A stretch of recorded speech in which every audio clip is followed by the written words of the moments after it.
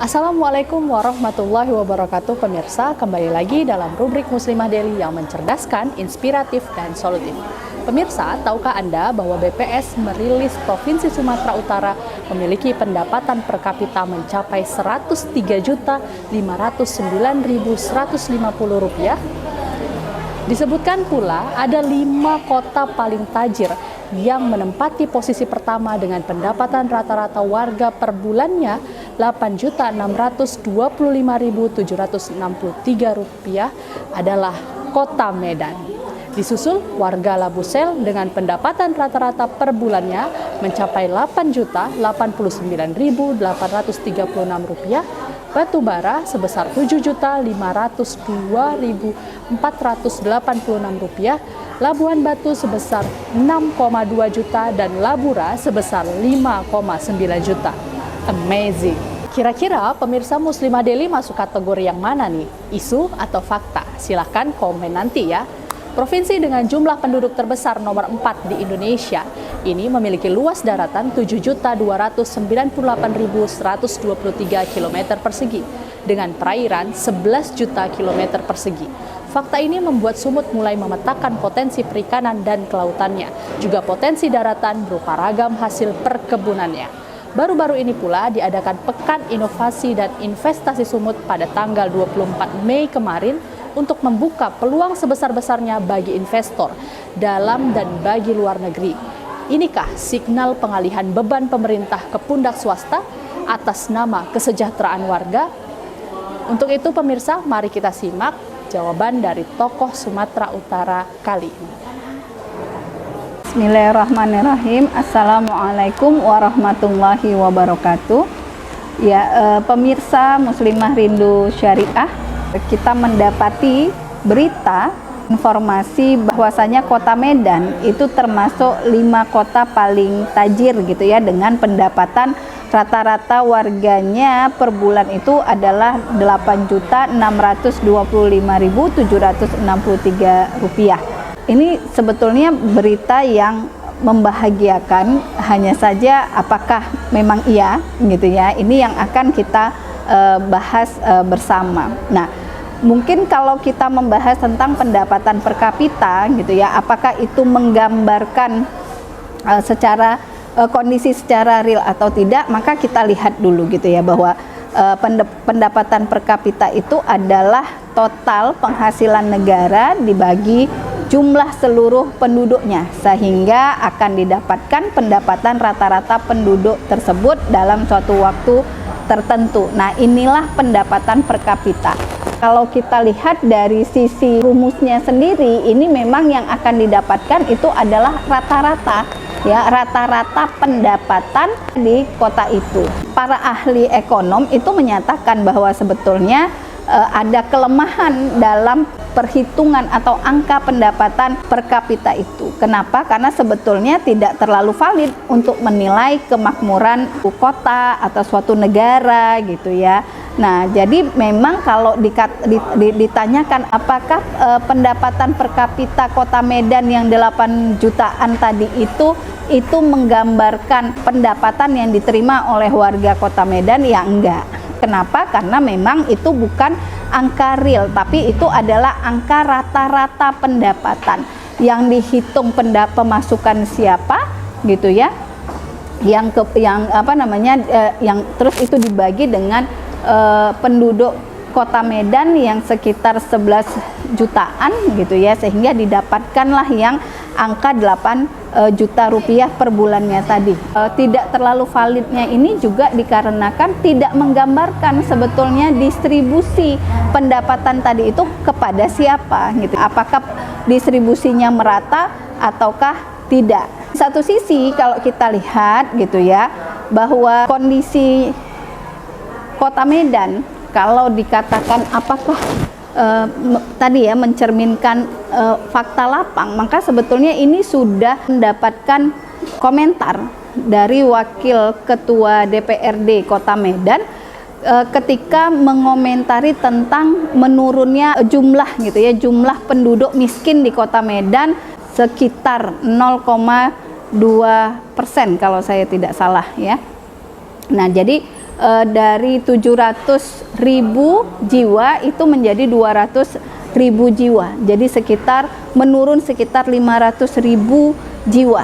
Tapi kalau dibuka di dinas sosial, maka angka kemiskinan atau jumlah penduduk miskin Kota Medan itu ada di angka 700.000 gitu. Kondisinya kalau begitu gitu ya, kita tidak bisa menyimpulkan bahwasanya ya angka pendapatan per kapita tadi ini menggambarkan realnya keadaan warga Kota Medan. Jadi kalau kita lihat ketimpangan yang terjadi itu ya hampir merata di setiap tempat di Kota Medan, yang justru tidak mencerminkan adanya kesejahteraan. Di satu sisi Kota Medan itu membuka pekan investasi raya dengan harapan bahwasanya investasi itu akan menjadi komponen atau menjadi faktor yang mempengaruhi pengurangan pengangguran, bahkan sampai kepada peningkatan kesejahteraan ekonomi warganya gitu ya.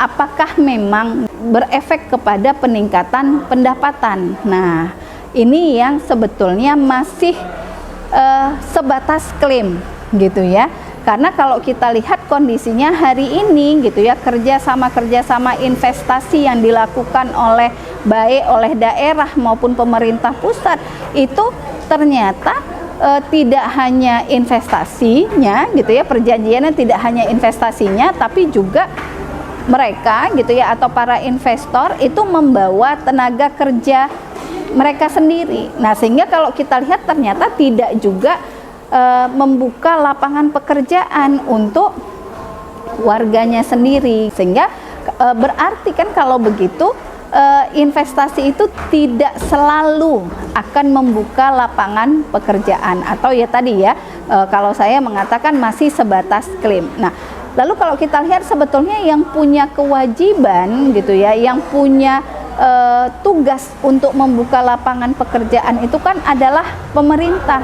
Jadi kalau kondisinya hari ini pemerintah tadi ya punya mindset investasi itu akan membuka lapangan pekerjaan, sehingga akhirnya membuat regulasi memudahkan investasi dan para investor di segala bidang gitu ya, maka ini kan berarti pemerintah hanya sebagai pembuat kebijakan saja, tapi pekerjaan atau yang membuat lapangan pekerjaan atau yang membuka lapangan pekerjaan itu diserahkan kepada para investor atau diharapkan dengan adanya investasi. Nah, ini yang kalau kita lihat akhirnya apa yang menjadi harapan gitu ya, jauh dari realisasinya gitu. Nah, karena itu kalau nanti kita kembali kepada Islam bagaimana seharusnya, maka tadi yang punya kewajiban untuk menciptakan atau membuka lapangan pekerjaan itu adalah pemerintah gitu ya, baik pemerintah daerah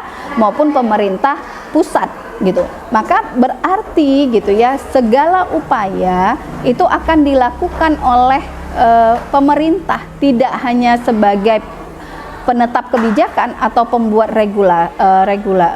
regulasi atau regulator, tapi juga operator. Jadi langsung yang melakukan itu atau yang melaksanakan itu gitu ya, merealisasikan tugas tadi itu adalah pemerintah gitu. Nah, sehingga tidak bersandar kepada investasi asing atau investasi swasta. Tapi kan ini yang kalau kita lihat berbeda gitu ya, paradigma pemerintahan yang ada di dalam sistem kapitalisme yang menjadikan swasta itu justru menjadi engine of growth economic gitu ya, atau menjadikan swasta itu sebagai mesin pertumbuhan ekonomi. Kalau di dalam Islam maka penguasa atau pemerintahlah gitu ya, pemimpin negara dan daerah lah nanti yang merealisasikan bagaimana untuk setiap orang yang punya kewajiban menafkahi maka dia harus bekerja gitu. Nah, sebetulnya untuk membuat masyarakat atau warga Kota Medan itu bisa bekerja itu sebetulnya masih sangat mudah gitu ya, apalagi kalau kita lihat secara Sumatera Utara, potensi Sumatera Utara di perikanan, di di kelautan gitu ya, itu luar biasa hari ini. Maka bagaimana upaya pemerintah untuk menciptakan lapangan pekerjaan tadi, membukakan lapangan pekerjaan tadi, maka penguasa di dalam sistem politik Islam, yaitu di dalam kekhilafahan, secara sistem itu akan membuat gitu ya, individu-individu yang tadi ya, yang punya kewajiban menafkahi itu untuk dia bisa bekerja, mengupgrade gitu ya, atau melejitkan potensi dari setiap orang tadi gitu ya, dan memfasilitasi gitu ya, yang membuat mereka bisa bekerja. Kalau tadi kapitalisme itu adalah pendapatan rata-rata, kalau di dalam Islam maka kondisinya itu real, setiap individu. Jadi bahkan bukan kepala keluarga hitungannya ya, tapi setiap individu itu harus terpenuhi kebutuhan asasiannya. Bahkan nanti di dalam Islam dimampukan untuk memenuhi kebutuhan sekundernya atau kebutuhan mewahnya gitu.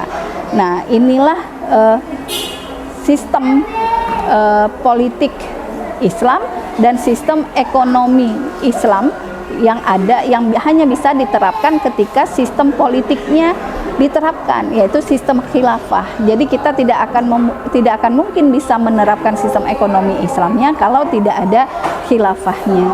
Nah, semoga Allah ya itu memberikan kita kesempatan untuk bagaimana merasakan ya, memberikan kita kesempatan merasakan bagaimana nikmatnya, barokahnya hidup di dalam naungan khilafah.